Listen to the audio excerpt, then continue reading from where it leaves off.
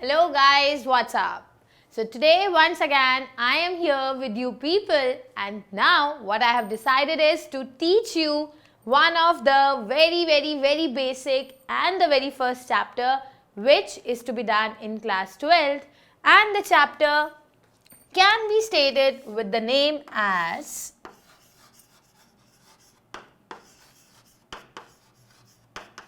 solid state.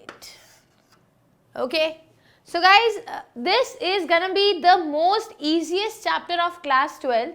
We are gonna discuss so many things in small details so that everything can be done for the JEE as well as for the CBSE part, right? Moreover, this chapter is also really very important if it is concerned about the NEET students who are preparing for the medical examinations, right? Now guys, how should I be beginning with the chapter solid state? Okay, just let us take one simple situation, and the situation is, let's say that there is a group of 20 friends, okay? So we are having a group of 20 people and they are there present in one particular class, okay? So if there is a group of 20 people who are present in one particular class, you do agree, right? This is quite possible. Maybe not all 20 of them will be good friends with each other, right? So maybe just 10 of them will be there sitting together. So these are those 10 people who like to be always there with each other, right? They want to be participating in every event. They will be found always together, right? And in these 20 people, there must be some 5 people who will be roaming around like anything. Like they will simply come and meet each other. Sometime they'll be found here, sometime it can go there and blah blah blah, right?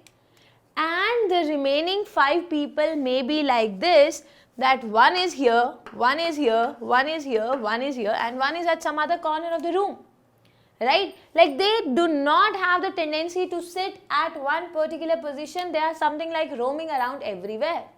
So when they have got the tendency that they are roaming around everywhere, and these people have the tendency that they are sitting at a place, these are like they are sitting also, they are roaming also, right?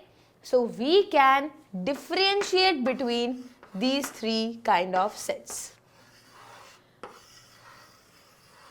See, right? We can differentiate them very easily.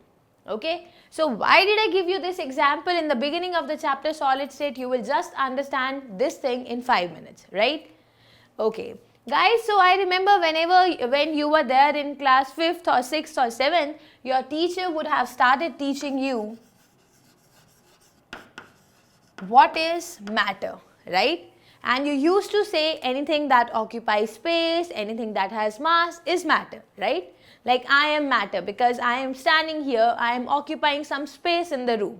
I must be having some mass, right? Some weight, right? So I am matter. Even if you consider the chalks that I am having, these are occupying certain space. If I keep it on my hand, it will occupy certain space. I will feel the weight of all the 4 chalks. If all the 4 are kept together, they must be having one particular weight. If I take 3 of them, I must be feeling light, right? So anything which has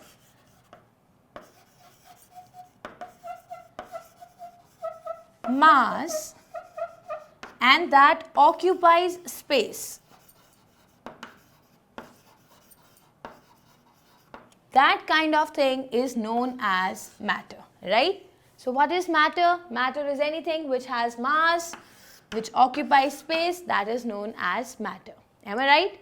Now you must have studied this also, that on the basis of how much mass they occupy or how much space, like how much mass they have or how much space they occupy, they can further be defined as states of matter.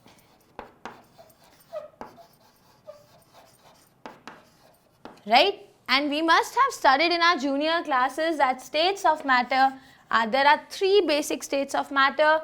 One is solids, one is liquids, and one is gases. Okay. So for the CBSE portion, guys, liquids will generally be studied in physics.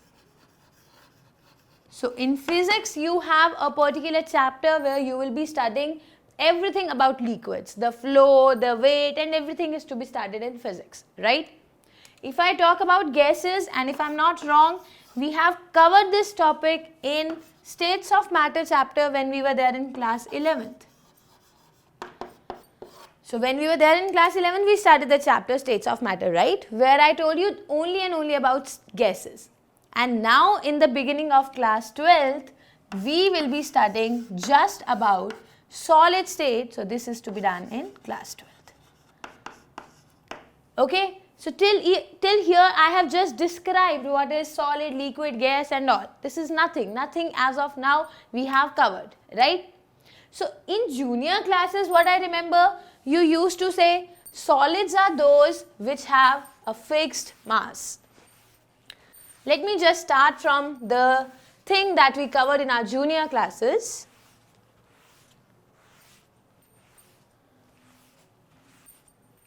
So what do we used to say in our junior classes? We used to write the differences between solids, liquids and gases,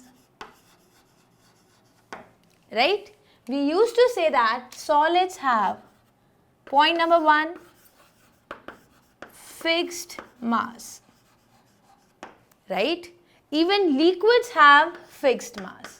Even gases, like mass of gases is also fixed if you are taking it in a particular container. If the gas is taken in a particular container, now you could have understood that even the gases have fixed mass, right? If I am talking about solids, they have fixed shape, or you can say they have fixed volume, right? The shape is rigid, they are quite rigid. However, if I talk about liquids, I say that liquids have no shape of their own. However, these liquids will take the shape of the container in which you will be keeping them.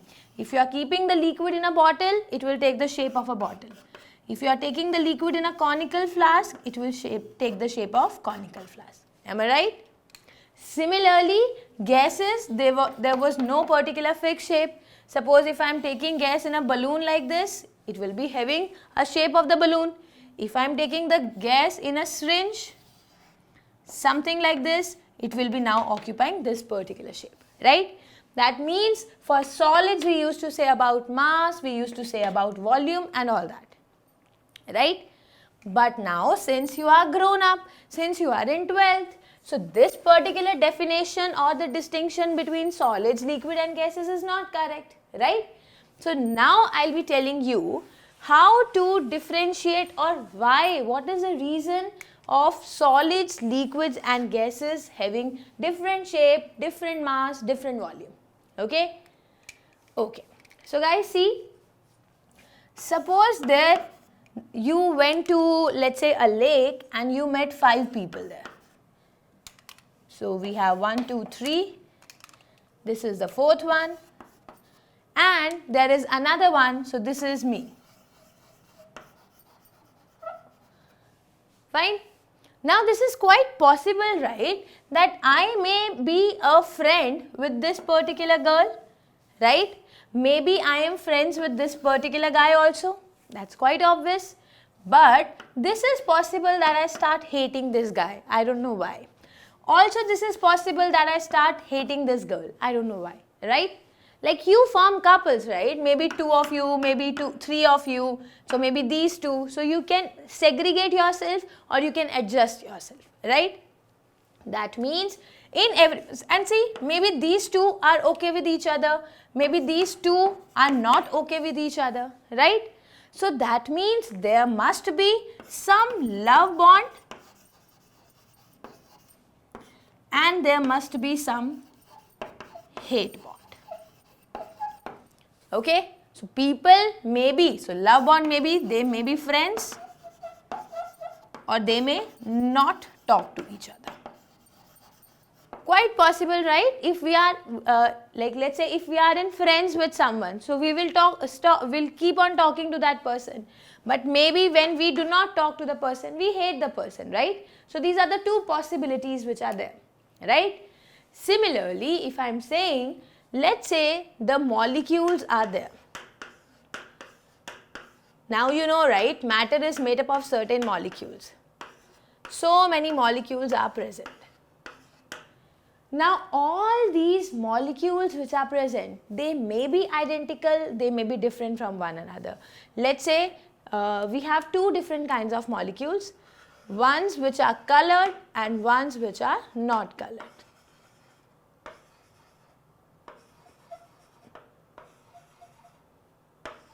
Okay, so two different kind of molecules are present, and let's say these are present in a particular container.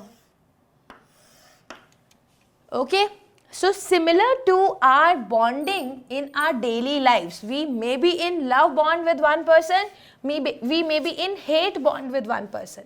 Similarly, these molecules can have two types of interactions.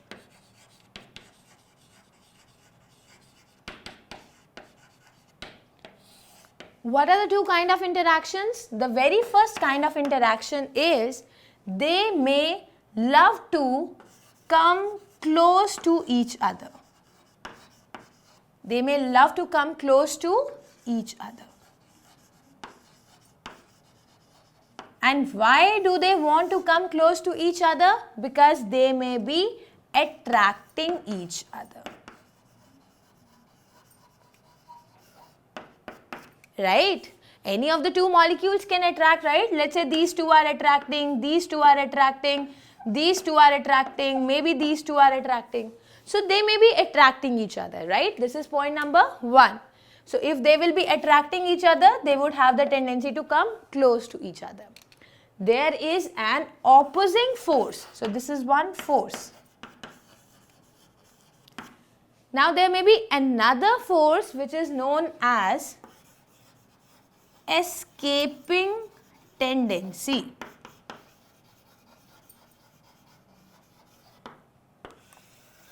Okay, so now see, what do we mean by the term escaping tendency?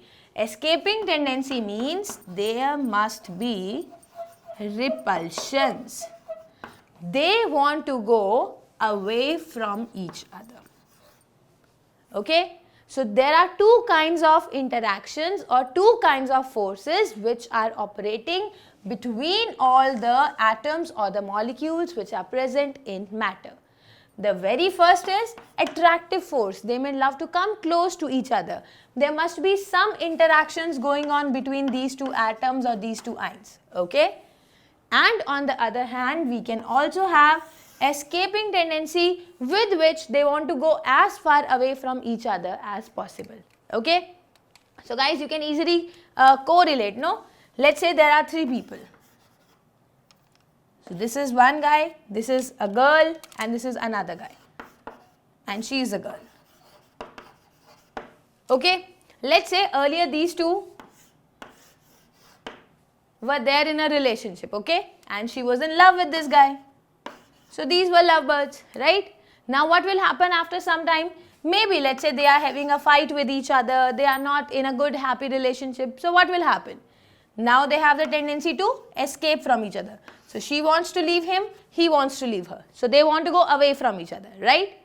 But let's say if this guy and this girl, now they are bonding with each other. And they are feeling happy, right? So we can say, right, this is attractive force and here it is repulsive force. Clear? Okay. So continuing with the same example, just tell me, if here the attractive force is more than the repulsive force, let's say the attractive force is greater than repulsive force, right? So what will happen? These two will come close to each other and he will be left to go apart, right? Because here they are interacting more nicely, right? So similarly, if I correlate these two things, let me correlate these two examples. So if I take case number 1,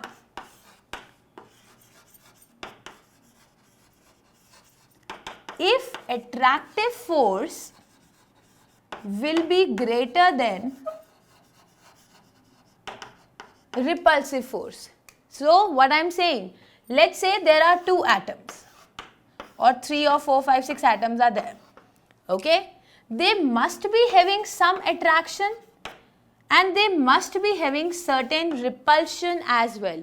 Let's say both of the 2 forces are operating between 2 molecules.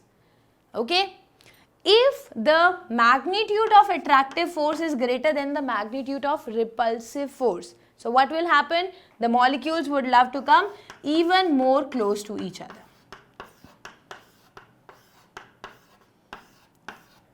Right? So they want to occupy less space because they want to come close to each other. Okay? However, let us take the second case. And the second case is when the attractive force is very less than repulsive force. So when attraction is minimum, so when the attraction will be minimum, don't you think now the molecules would like to go as far away from each other as possible because they want to repel each other. So when they are repelling, this wants to go away. So these 2 wants to go away. These 2 wants to go away. Like this, everyone wants to go away, right? So the molecules will be felt little far away. Considering the case number 3, when attractive force is approximately same as repulsive force. There is not a huge difference between the 2. So what will happen? Now you can say, ma'am, there must be a container where the molecules will be at normal distance with respect to each other. So they won't be as close as case number 1. They will not be as far away from each other as case number 3. So it is somewhere there in the middle. Okay. So guys, don't you think this is how is the arrangement of solids? Atoms are found to be very close to each other.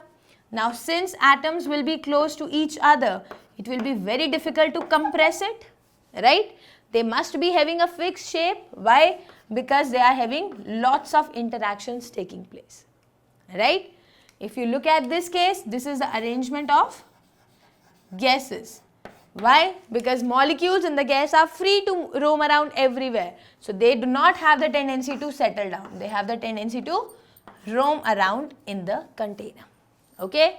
And the third case, which is what we are having, is liquids.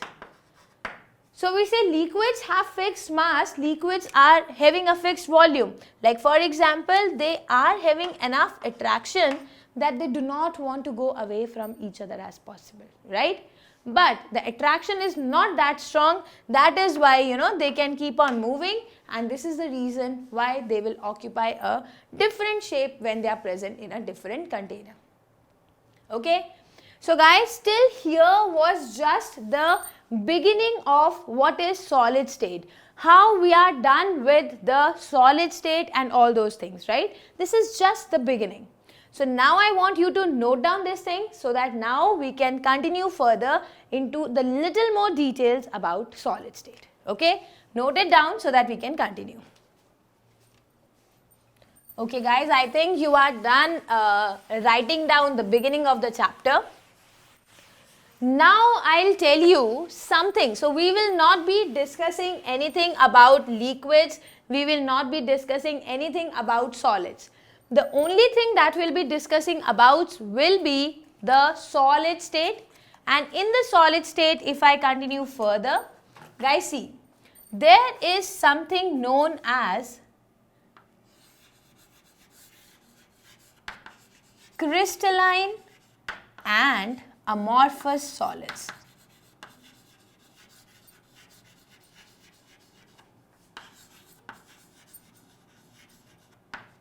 So let me start telling you the details. But before I tell you the details, I would like to ask you a question. The question that I'm going to ask you is, have you ever visited something like a very old monument where there must be some glass building or something? Okay, like some 500 or 300 years old monument, have you ever visited? And okay, if you have not visited, so the next time you are going to visit that monument, I'll ask you to notice one thing. See, suppose you go to market right now and you buy a glass, a simple glass. It must be having a particular thickness. So let's say this is the glass sheet I will be getting. I'm simply talking about a very simple glass sheet. It must be having a particular thickness.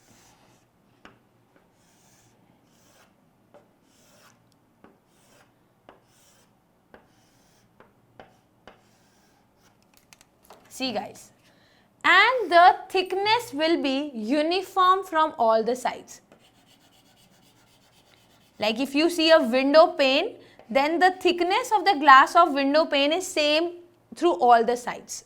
Okay, point number 1. But now if you go to some old monument and if you see the glass, you will see that the thickness at the top is less, whereas the thickness at the bottom is more. So it is more thick, more bulky at the bottom, whereas compared to on the top. Why this would have happened? Like for example, consider a candle.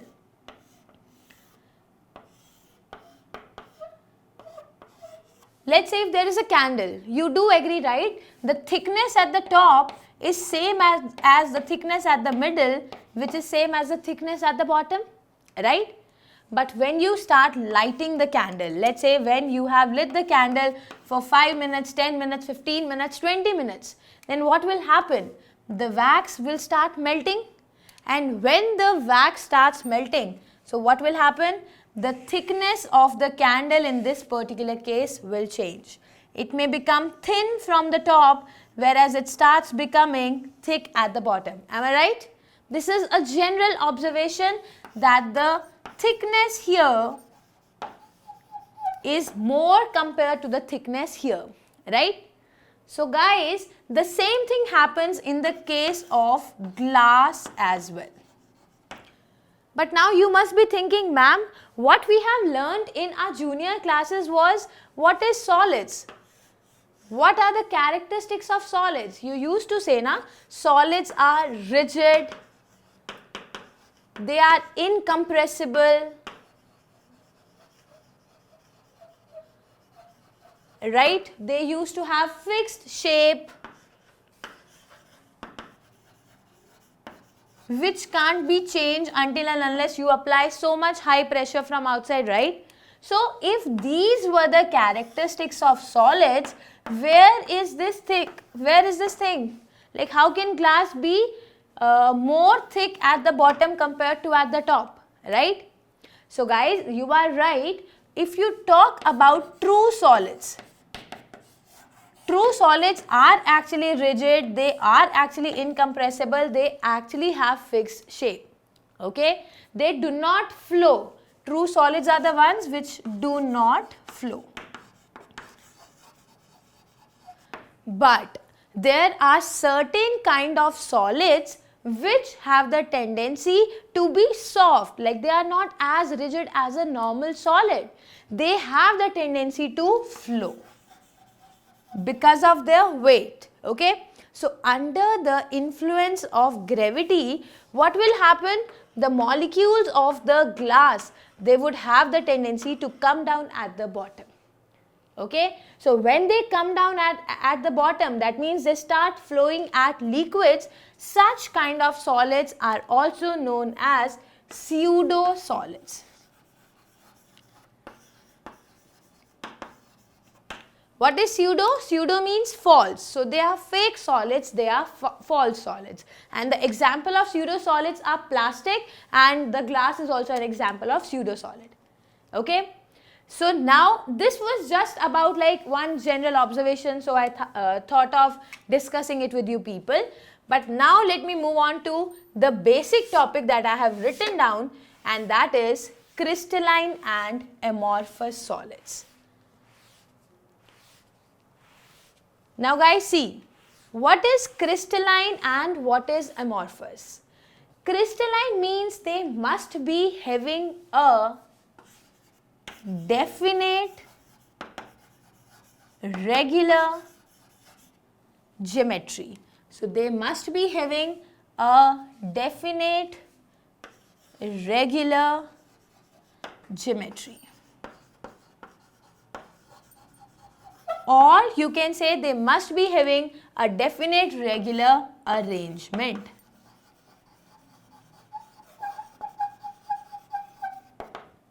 Whereas amorphous solids are something which do not have a regular arrangement.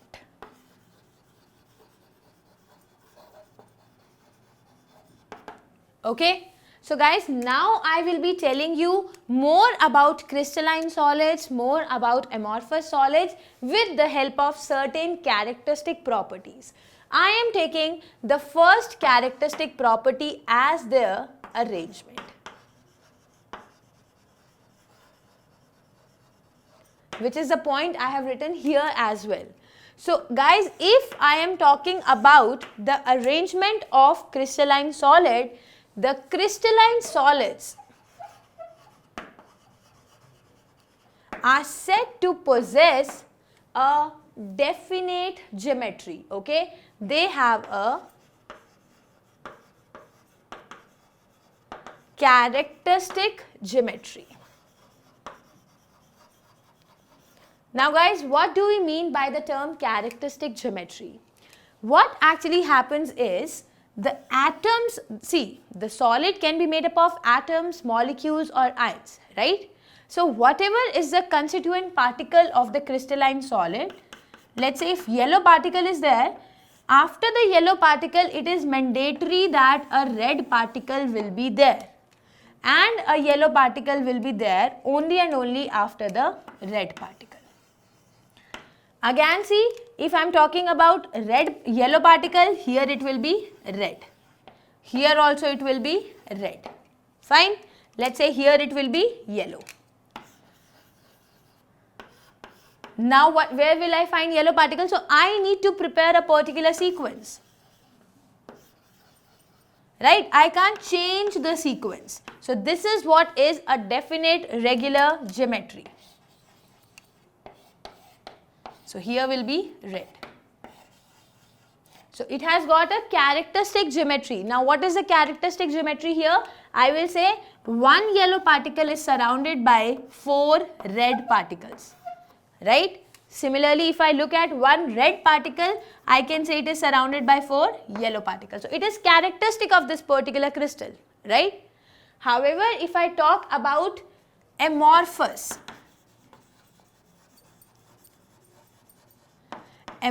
solids, they have no characteristic geometry. And what do we mean by saying there is no characteristic geometry? You can see, if I have a yellow particle here, another yellow particle may be present here, another may be present here, one may be present there, one here, one here. That means neither the distance nor the space between 2 yellow particles is fixed. Here see, this much plus this much. This is the distance between 2 yellow particles. So this plus this, it is same in all the directions, right? If you consider the distance. However, you consider it here, one red may be here, one red may be here, one here, one here, one here. So even if you start beginning by connecting the dots, I don't know where to intersect what.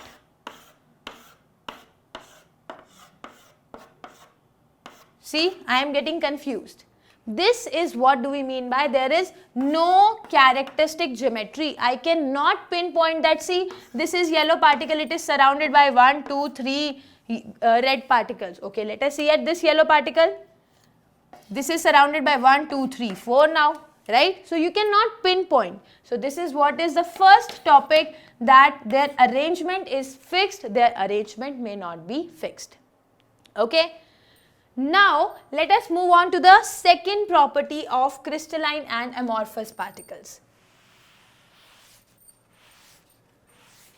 See guys, if I am talking about the second property of crystalline particles, it is the melting point.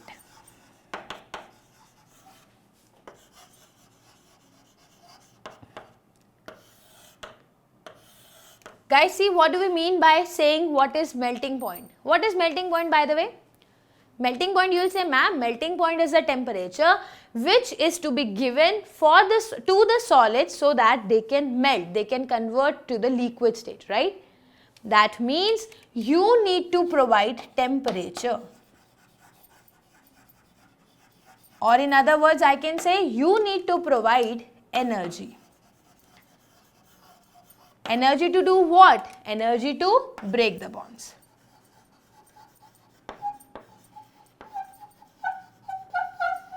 So you need to provide energy to break the bonds, okay? Now let us come here to this particular section of the board. You can see, right, the bond which is present here will be same as here, same here, same here, same here, same. That means when you consider one red particle, either it is here or here or here or here. It is having same arrangement throughout itself, right? So the bond is also fixed. The bond strength, the strength of the bond is also fixed. And if the strength of the bond is also fixed, don't you think the energy required to break the whole crystal into smaller particles, or let's say into the liquid? So to convert the solid to liquid, you need to provide a fixed temperature. So crystalline solids are known to be having a fixed temperature, fixed melting point, right? For example, you must have heard, right, if there is NaCl crystal and let's say there is KCl crystal. So if there is a crystal of NaCl, it will be melting at a particular fixed temperature. If there is a crystal of KCl, it will melt at another fixed temperature, okay?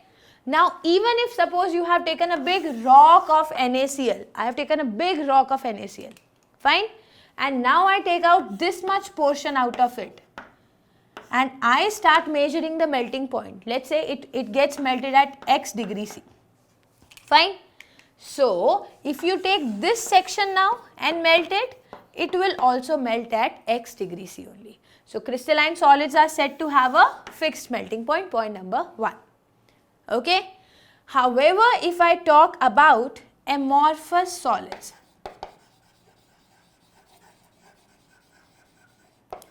the amorphous solids are known to have, you can say, a wide range of melting. And what do we mean by saying that there is a wide range of melting? See guys, come on to the structure of amorphous solid. Now you can understand that the two yellow are this much far away. So there must be a particular bond strength. The bond must be a particular type of strong or weak, right? If I consider these two yellow atoms, they are little close to each other, right? So if they are close to each other, then the bond will be even more stronger. So the amount of energy required to break this bond will be different from this, will be different from this, different. That means if for example you consider glass and you start melting glass at let's say 300 degrees C.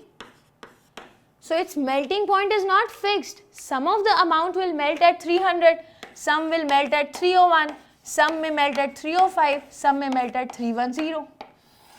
So the melting point of the glass, I can't figure out whether it is 300 or 301, 305 or 310. It doesn't get melted at one particular temperature. Fine.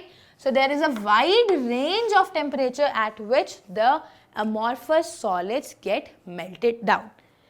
Okay. So this is about the melting point of the amorphous and the crystalline solids. Cool enough?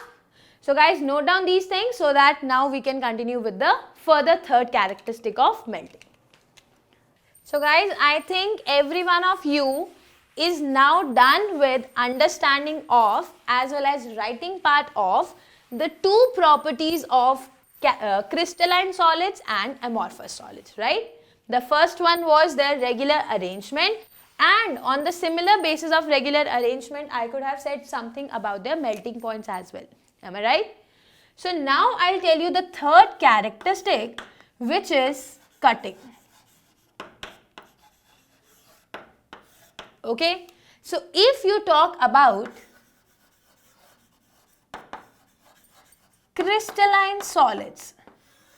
Guys, see, I told you, right, when you are talking about crystalline solids, there is a regular arrangement. Let's say these white atoms are there, fine, and there are some yellow atoms there in between.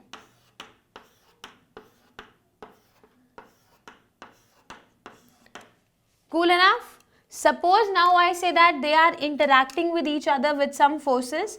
So white, white, white, white, yellow, white, yellow, white, yellow, white, yellow, yellow, yellow, yellow, right? So see, there are three kinds of forces. One is the force between white and yellow. So white, yellow, white, yellow, white, yellow. Now there is second kind of force. So here also white, yellow, white, yellow, white, yellow. There is second kind of force. Let us represent it like pink, white, white, white, white, white, white. So between the two white atoms. White, white, white, white, white, white. Am I right? And there is third, which I can represent it by white line. So it is yellow, yellow, yellow, yellow, yellow, yellow. Right? So the forces are fixed. The strength of white bond here or here will be same as here or here. Right? Okay. So suppose I am applying energy. I want to cut the crystal. Don't you think a particular amount of energy is required if I want to cut the crystal through this particular line? So let's say if I am cutting the crystal through this particular line, there will be a fixed amount of energy required, right? However, because here you are breaking blue forces, right? You have to break blue bonds, so a particular energy is required. However, suppose I say I don't want to break the crystal through this, I want to break the crystal through this phase. So when the crystal is to be broken through this phase, don't you think you need to break white, pink, again pink, white and pink. So this kind of bonds are to be broken, right? So when we are going to break these kind of bond, so a different amount of energy is required. So the energy required to break pink is way different from the energy required to break white bonds, right? So they give a sharp cut or they give a regular cleavage. A fixed energy is required to break a fixed bond and you will get one particular side. So one side fixed, right? If, however, I am talking about amorphous solids, some white atoms are randomly present and let us consider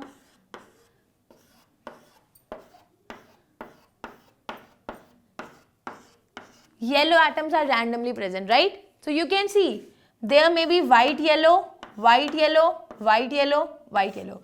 Even all the white yellow bonds are not same. See, here the bond is long, here it is short, here shortest, here is again long. So I can't say what is long or what is short, right? Similarly, if you consider white bond, see these are too close, too far away, oh my god, too close, too far away. So I don't know anything. Even if I talk about some white, see yellow, oh my god, see very close. Far away, no shape as such, right? That means if you break the complete substance, so this is some amorphous solid. If you are going to break the amorphous solid through this particular phase, a different amount of energy is required. Suppose you start breaking, it will break from some other direction. You start breaking from here, it may break like this, it may break like this, right? So it is going to give us irregular cut. Okay. So guys, here in this particular topic, I have just discussed the beginning of crystalline and amorphous solid, right? And I tried to differentiate between the crystalline and amorphous solids by following three properties. The very first was their regular crystalline structure or not. Second was their melting point, and the third is their cutting thing. Fine. But guys, this is not about all how we could have differentiated between amorphous and crystalline solids. There are other two characteristic properties as well. One of which is like how those crystalline or amorphous solids can be differentiated on the basis of their arrangement in space, right? Whether there is something known as isotropy or anisotropy. Fine. And the second thing is, if you start heating a crystalline solid, what will happen? If you start heating an amorphous solid, what will happen? Okay, so these two more details I would love to continue in the next lecture because they are little lengthy ones. So till here we are done with the beginning of the chapter. Just read the stuff from NCERT or any other help book so that you can make the concepts clear. So now I'll be meeting you in my next video lecture with the further details of the topic solid state. But till that time, take care. Bye-bye.